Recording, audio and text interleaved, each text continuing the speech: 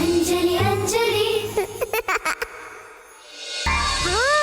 ಅಮ್ಮ ನೀನು ಹೇಳಿದ್ದೆಲ್ಲ ಜ್ಞಾಪಕ ಇದೆ. ನೀನು ಹೇಳ್ದಾಗೆ ಮಾಡ್ತೀನಮ್ಮ.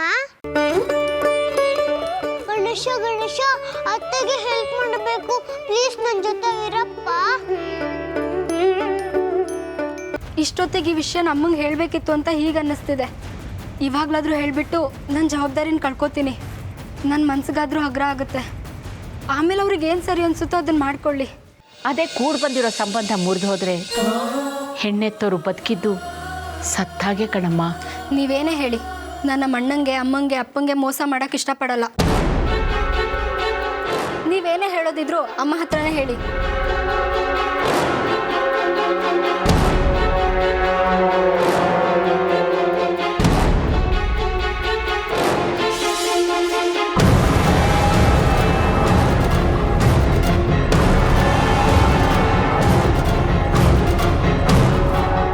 ಅಂದರೆ ಲಡ್ಡು ನಾನು ಅಂಜಲಿ ಮುಖನ ನೋಡೋಕ್ಕೆ ಆಗಲ್ವಾ? ಇಲ್ಲ ಜಿಲೇಬಿ, ಅತ್ತೆನೂ ತುಂಬ ಪ್ರಯತ್ನ ಪಟ್ಟರು. ಅಂಜಲಿನೂ ನನ್ನ ಅತ್ತೆ ಕಣ್ಣು ಕಾಣಿಸ್ಕೋಬೇಕು ಅಂತ ಗಣೇಶ ಹತ್ರ ಕೇಳ್ಕೊಂಡ್ಲು.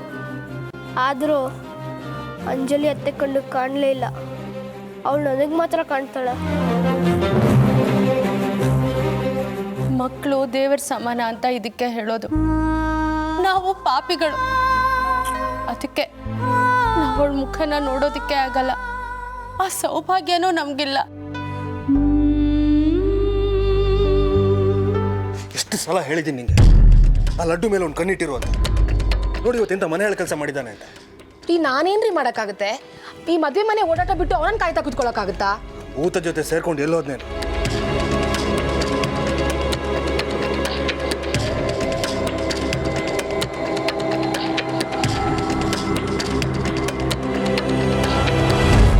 ಏಯ್ ರಾಸ್ಕಲ್, ಮನೆ ಮುರುಕ ಕೆಲಸ ಮಾಡಿ ಇಲ್ಲಿ ಬಂದು ಹರಟೆ ಹೊಡ್ತಾ ಕೂತಿದ್ದೀರಾ?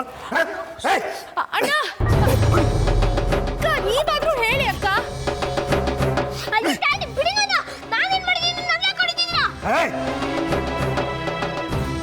ಜೋರಾಗಿ ಮಾತಾಡಿದ್ರೆ ನಾಲ್ಗೆ ಕಿತ್ತಾಕ್ಬಿಡ್ತೀನಿ.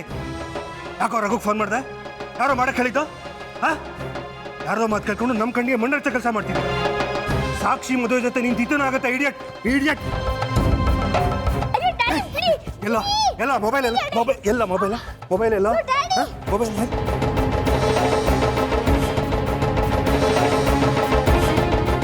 ಇದರಿಂದನೇ ತಾನೇ ಇನ್ನಿಷ್ಟೆಲ್ಲ ಮಾಡ್ತಿರೋದು. ಏನು ಮಾಡ್ತೀನಿ ಗೊತ್ತಾ? ಇದನ್ನ ಏನು ಮಾಡ್ತೀನಿ ಗೊತ್ತಾ?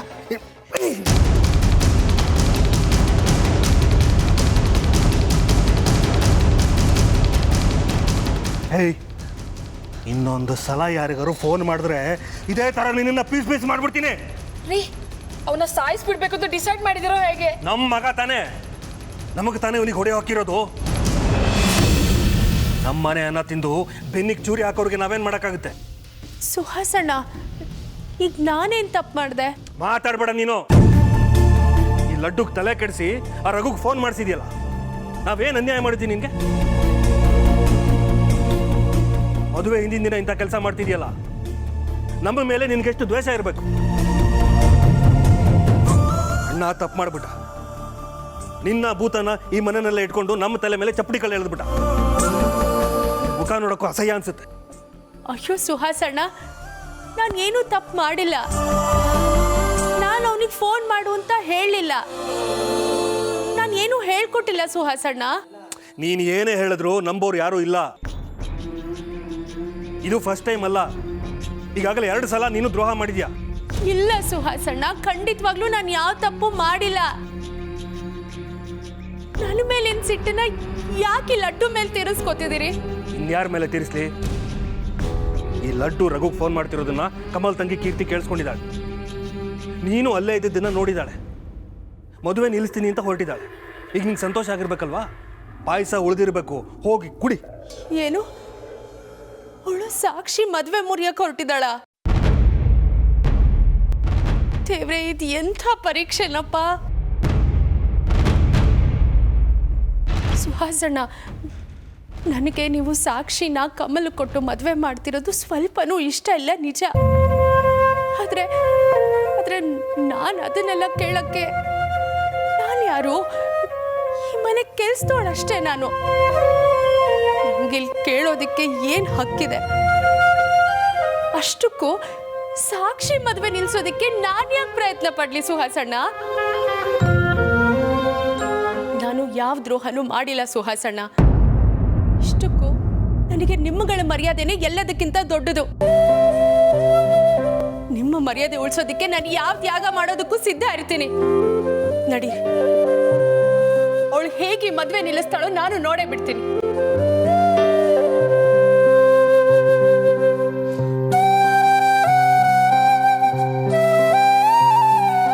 ನೋಡಮ್ಮ ಕೀರ್ತಿ, ನೀನು ವಯಸ್ಸಿನಲ್ಲಿ ನನಗಿಂತ ತುಂಬ ಚಿಕ್ಕವಳು. ಆದರೂ ನಿನಗೆ ಕೈ ಮುಗಿದು ಕೇಳ್ಕೊಳ್ತೀನಿ, ನನ್ನ ಮಗಳ ಬಾಳನ್ನ ಹಾಳು ಮಾಡಬೇಡಮ್ಮ. ಅಮ್ಮ ಅವರೇ, ತಪ್ಪೇ ಮಾಡಿಲ್ಲದೆ ನೀವು ಯಾಕೆ ಹೀಗೆ ಕೈ ಮುಗಿತಿದ್ದೀರಿ? ನೀವು ಸುಮ್ಮನೆ ಇರಿ. ಸತ್ಯ ಏನು ಅಂತ ನಾನು ಹೇಳ್ತೀನಿ.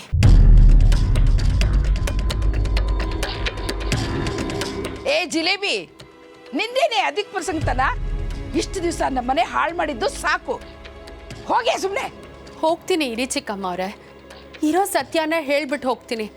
ಅಷ್ಟಕ್ಕಾದರೂ ಅವಕಾಶ ಮಾಡಿಕೊಡಿ. ನೋಡಿ, ನಾನು ಲಡ್ಡುಗೆ ಫೋನ್ ಮಾಡು ಅಂತ ಹೇಳಿದ ನಿಜ. ಆದರೆ ಅವನು ಯಾರಿಗೂ ಫೋನ್ ಮಾಡಲಿಲ್ಲ. ಫೋನ್ ಮಾಡಿದ ಥರ ನಾಟಕ ಆಡ್ದ ಅಷ್ಟೆ. ನನಗಿವ್ರು ಯಾರೂ ಸರಿಯಾಗಿ ಸಂಬಳ ಕೊಡಲ್ಲ. ಕಾಣದ ಎತ್ತದ ಥರ ಜೀತಕ್ಕೆ ಹಾಕ್ಕೊಂಡು ತುಂಬ ದುಡಿಸ್ಕೋತಾರೆ ಅನ್ನೋ ಸಿಟ್ಟಿತ್ತು. ಅದಕ್ಕೆ ನಿಮ್ಗೆ ಅನುಮಾನ ಬರೋ ಹಾಗೆ ನಡ್ಕೊಂಡ್ಬಿಟ್ಟೆ. ಇಷ್ಟಕ್ಕೆ ನೀವು ಮದುವೆ ನಿಲ್ಲಿಸೋ ಹಂತಕ್ಕೆ ಹೋಗ್ತೀರಾ ಅಂತ ನನಗೆ ಗೊತ್ತಾಗಲಿಲ್ಲ. ನಾನು ತುಂಬ ದೊಡ್ಡ ತಪ್ಪು ಮಾಡಿಬಿಟ್ಟೆ. ನಿಜವಾಗ್ಲೂ ಸಾಕ್ಷಿ ಚಿನ್ನದಂಥ ಹುಡುಗಿ. ವೃಥಾ ಅವಳ ಮೇಲೆ ಅನುಮಾನ ಬರೋ ಹಾಗೆ ಮಾಡಿಬಿಟ್ಟೆ. ನಿಮ್ಮ ಕೈ ಮುಗಿದು ಕೇಳ್ಕೊತೀನಿ, ದಯವಿಟ್ಟು ಇದನ್ನೆಲ್ಲ ಸತ್ಯ ಅಂತ ನಂಬಿ ಅವಳಿಗಿಷ್ಟು ದೊಡ್ಡ ಶಿಕ್ಷೆ ಕೊಡಬೇಡಿ. ನನಗೆ ಬೇಕಾದರೆ ಯಾವ ಶಿಕ್ಷೆನಾದರೂ ಕೊಡಿ.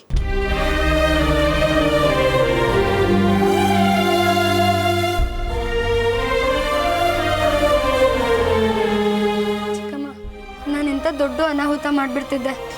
ಇದೆಲ್ಲ ನಿಜ ಅಂದ್ಕೊಂಡು ಅಮ್ಮಂಗೆ ಹೇಳ್ಬಿಡ್ತಿದ್ದೆ. ಅನ್ಯಾಯವಾಗಿ ನನ್ನಿಂದ ಮದುವೆ ನಿಂತೋಗ್ತಿತ್ತು. ಅದಕ್ಕೆ ಕೀರ್ತಿ ಪ್ರತ್ಯಕ್ಷವಾಗಿ ಕಂಡ್ರು ಪ್ರಮಾಣಿಸಿ ನೋಡು ಅನ್ನೋದು.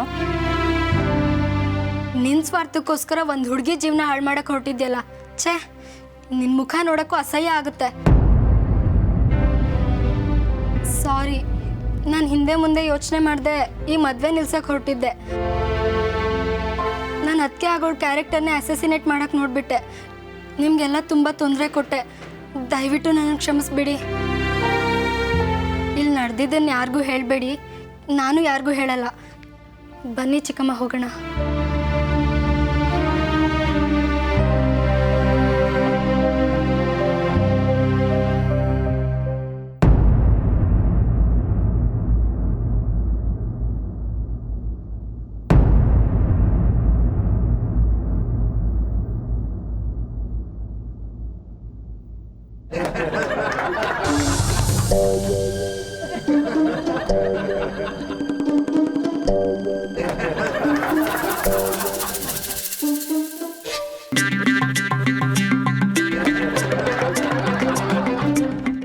ಏನಪ್ಪ ಇದು?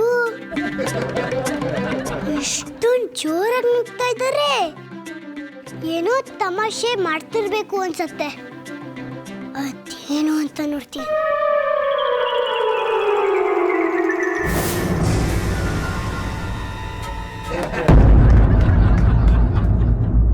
Cheers.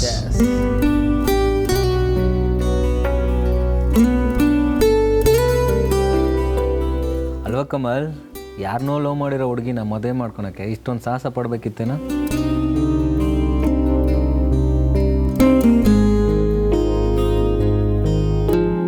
ಹೌದು ಕಣ ಕಮಲ್, ಇವಳೇ ನಿನ್ನ ಲೈಫಲ್ಲಿ ಮೊದಲನೇ ನೋಡ.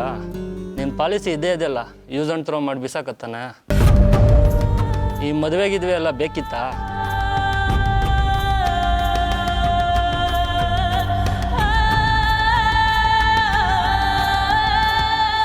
ಆ ಕೆಲಸ ನಾನು ಯಾವತ್ತೋ ಮಾಡ್ತಾ ಇದ್ದೆ. ಆದರೆ ಅವಳು ನನ್ನ ಓಪನ್ ಆಗಿ ರಿಜೆಕ್ಟ್ ಮಾಡಿ ನನ್ನ ಸ್ವಾಭಿಮಾನಕ್ಕೆ ಪೆಟ್ಟು ಕೊಟ್ಲು.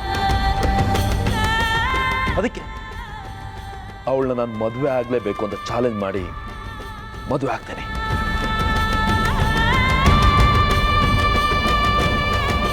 ಅವಳನ್ನ ನಾನು ಮದುವೆ ಆಗಿ ಸುಖದ ಸುಪ್ಪತ್ತಿಗೆಯಲ್ಲಿ ತೇಲಿಸ್ತೀನಿ ಅಂದ್ಕೊಂಡಿದ್ದೀರ? ನೋ ಫ್ರೆಂಡ್ಸ್, ಅವಳು ಚಿತ್ರ ಹಿಂಸೆ ಕೊಟ್ಟು ಲೈಫ್ ಲಾಂಗ್ ವಿಲ ವಿಲ ವಿಲ ವಿಲ ಅಂತ ಒದ್ದಾಡಬೇಕು.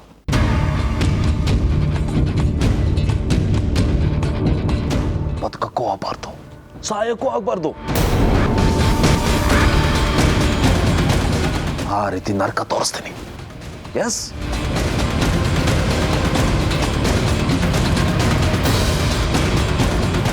ಅಯ್ಯೋ, ಈ ಅಂಕಲ್ ಎಷ್ಟು ಕೆಟ್ಟವರು. ಮ್ಯಾಜಿಕ್ ಮಾಡೋಗಿದ್ರೆ ಇವನ್ನ ಈಗಲೇ ಮ್ಯಾಜಿಕ್ ಮಾಡಿ ಕತ್ತೆ ಮಾಡಿಬಿಟ್ಟಿದ್ದೆ. ಅತ್ತೆ ಇವನ್ನ ಮದುವೆ ಆಗಲೇಬಾರ್ದು. ಬೇಗ ರಘು ಅಂಕಲ್ ಬಂದ್ರ ಅಂತ ನೋಡಬೇಕು.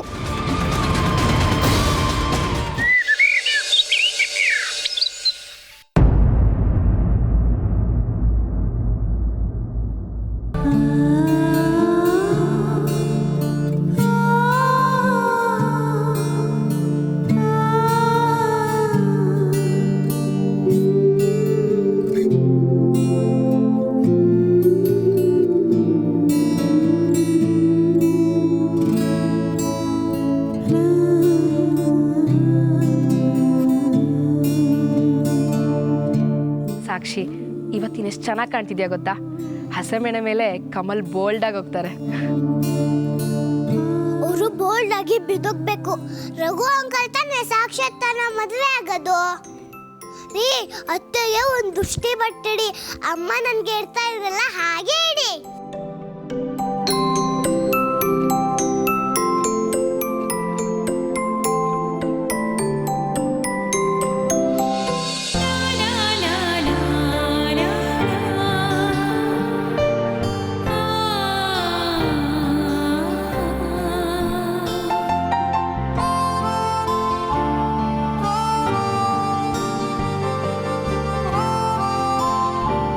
ನಾನಿನ್ನು ಬರ್ತೀನಿ ಮೇಡಮ್. ತುಂಬ ಥ್ಯಾಂಕ್ಸ್. ನಮ್ಮ ಸಾಕ್ಷಿನ ರಾಜ್ಕುಮಾರಿ ಥರ ರೆಡಿ ಮಾಡಿದ್ದೀರಾ.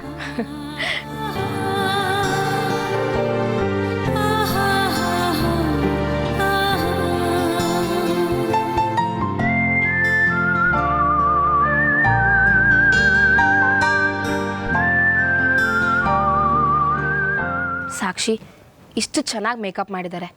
ನೀನು ನೋಡಿದ್ರೆ ಕುಂಬಳಕಾಯಿ ಥರ ಮುಖ ಉಜ್ಕೊಂಡಿದ್ಯಾ. ಸ್ವಲ್ಪ ನಗು ಸಾಕ್ಷಿ.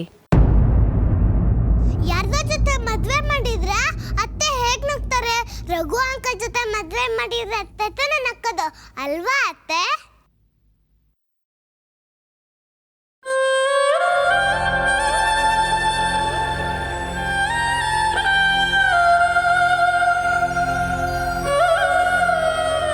ಏನಿದು ಸಾಕ್ಷಿ, ಮತ್ತೆ ಅಲಕ್ ಸ್ಟಾರ್ಟ್ ಮಾಡಿದ್ಯಲ್ಲ? ನೀನ್ ಚಿಕ್ಕ ಮಗುನಾ? ಮೇಕಪ್ ಎಲ್ಲ ಹಾಳಾಗ್ತಿದೆ ಕಣೆ. ಹತ್ತು ನಿನ್ ಕಣ್ಣ ಆಗಿರೋದು ನೋಡು.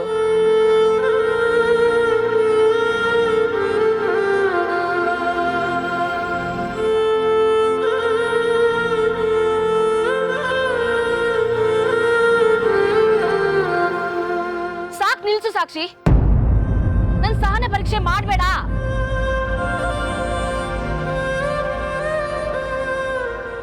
ಆ ಭೂತ ಏನೋ ಮಾಯ ಮಾಡಿ ನಿನ್ನ ಉದ್ಧಾರ ಮಾಡುತ್ತೆ ಅನ್ಕೋಬೇಡ. ಅದೆಲ್ಲ ಮುಗ್ದು ಹೋಯ್ತು. ನಿನ್ ಫ್ಯೂಚರ್ ಬಗ್ಗೆ ಯೋಚನೆ ಮಾಡು.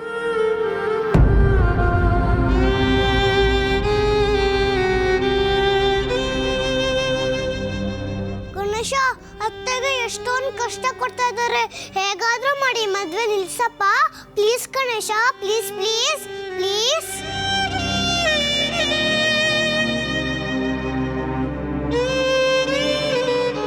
ನೀನೇನು ಮಾಡಬೇಕಪ್ಪ ಅಂತಂದರೆ, ಯಾರಾದರೂ ನಿನ್ನನ್ನು ಆಡ್ಕೋತಾರಲ್ಲ, ಆಡ್ಕೊಂಡಾಗ ಅವ್ರಿಗೆ ನೀನು ಧೈರ್ಯವಾಗಿ ಉತ್ತರ ಕೊಡಬೇಕು. ಧೈರ್ಯವಾಗಿ ಅವ್ರನ್ನ ಎದುರಿಸ್ಬೇಕು.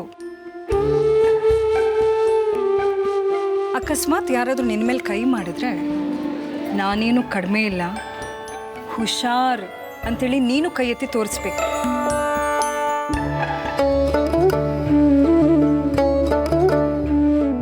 ಈಗ ಈಗ ಗೋಡೆ ಹೊಡೆದ್ರೆ ಚೆಂಡು ವಾಪಸ್ ಬರುತ್ತಲ್ಲ ಹಾಗೆ.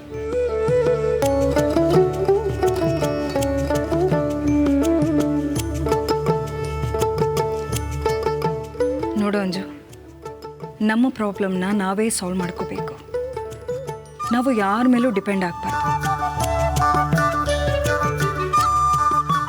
ಎಲ್ಲ ಟೈಮ್ನಲ್ಲೂ ಎಲ್ಲರೂ ನಮ್ಮ ಜೊತೆಗಿರಲ್ಲ.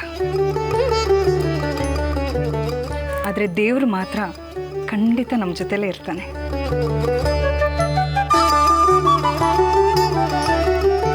ನೋಡು ಅಂಜು, ನಿನ್ನಲ್ಲಿ ಧೈರ್ಯ, ನೀನು ನ್ಯಾಯವಾಗಿದ್ದರೆ ಆ ದೇವರು ಖಂಡಿತ ನಿನ್ನ ಕೈ ಬಿಡಲ್ಲ.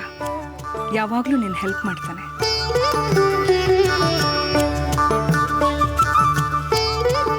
ನೀನಿನ್ ಯಾರಿಗೂ ಹೆದರಲ್ಲ ತಾನೆ?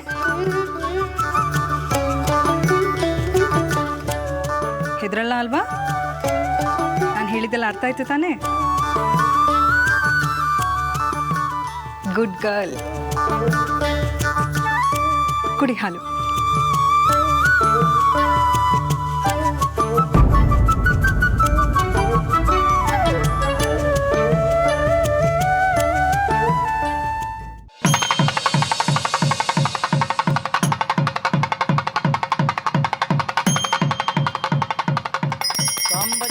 ಪಾರ್ವದೇಪಜರ ಮಹಾದೇವ ಶಿವ ನಮಃ ಪಾರ್ವದೇಪಜರ ಮಹಾದೇವ ಶಂಭೋ ನಮಃ ಪಾರ್ವದೇಪಜರ ಮಹಾದೇವ.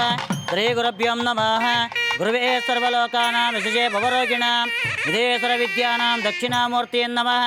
ಗುರುಬ್ರಹ್ಮ ಗುರುವಿಷ್ಣು ಗುರುದೇವೋ ಮಹೇಶ್ವರ ಗುರು ಸಾಕ್ಷಾತ್ ಪರಬ್ರಹ್ಮ ತಸ್ಮೈ ಶ್ರೀ ಗುರವೇ ನಮಃ. ತ್ರೈಲೋಕ್ಯ ಸಂಪದಾಲೇಖ್ಯ ಸಮುಲ್ಲೇಖನ ವ್ಯತ್ತಯೇ ಸಚ್ಚಿದಾನಂದ ರೂಪಾಯ ಶಿವಾಯ ಬ್ರಹ್ಮಣೇ ನಮಃ. ಯಾಮಾಹು ಸರ್ವಲೋಕಾನಾಂ ಪ್ರಕೃತಿಂ ಶಾಸ್ತ್ರಪಾರಗಾಃ ತಾಂ ಧರ್ಮಚಾರಿಣಿಂ ಶಂಭೋಃ ಪ್ರಣಮಾಮಿ ಪರಾಂ ಶಿವಾಂ.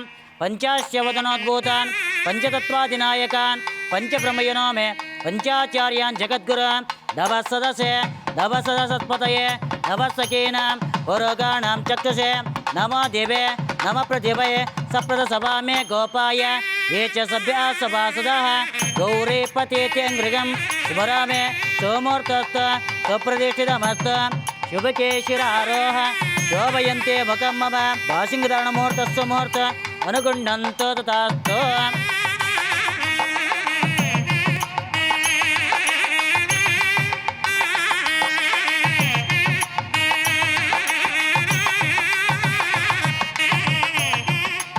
ಕಮಲ್, ಯಾಕೆ ಒಂಥರ ಇದ್ದೀರಿ? ನಾನು ಓಕೆ, ನಿಮ್ಮ ತಂಗಿ ಓಕೆ ತಾನೆ? ಓ ಓಕೆ. ಯಾಕೆ ಈ ಥರ ಕೇಳ್ತಾ ಇದ್ದೀರಿ? ಯಾಕಂದರೆ ಇವತ್ತು ಏನು ಬೇಕಾದ್ರೂ ಆಗ್ಬೋದು ಅಂತ ಅನುಮಾನ ಇದೆ, ಅದಕ್ಕೆ ಕೇಳ್ತಾ ಇದ್ದೀನಿ. ನೀವು ಯಾವ ಅನುಮಾನನೂ ಇಟ್ಕೋಬೇಡಿ, ಸಾಕ್ಷಿ ಇನ್ನೇನು ಬಂದ್ಬಿಡ್ತಾಳೆ. ಅತ್ತೆ ಒಂದು ನಿಮಿಷ ಬನ್ನಿ ಇಲ್ಲಿ. ಸಾಕ್ಷಿ ಏನು ಮಾಡ್ತಾ ಇದ್ದಾಳೆ ನೋಡಿ, ಅವಳ ಮೇಲೆ ಒಂದು ಕಣ್ಣಿಟ್ಟಿರಿ. ನೀನೇನು ಯೋಚನೆ ಮಾಡಬೇಡ, ನಾನು ಅವಳ ಮೇಲೆ ಒಂದು ಕಣ್ಣು ಇಟ್ಟೇ ಇದ್ದೀನಿ.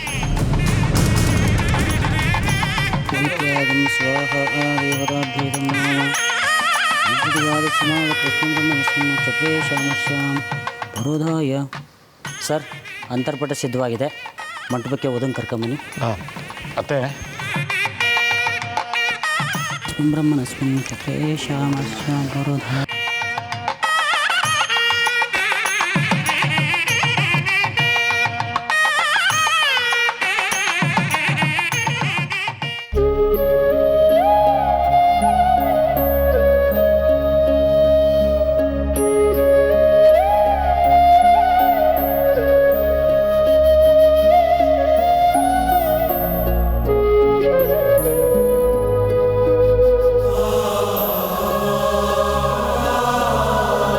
ಸಾಕ್ಷಿ, ಪ್ಲೀಸ್ ಮತ್ತೆ ಅಳ್ಬೇಡ.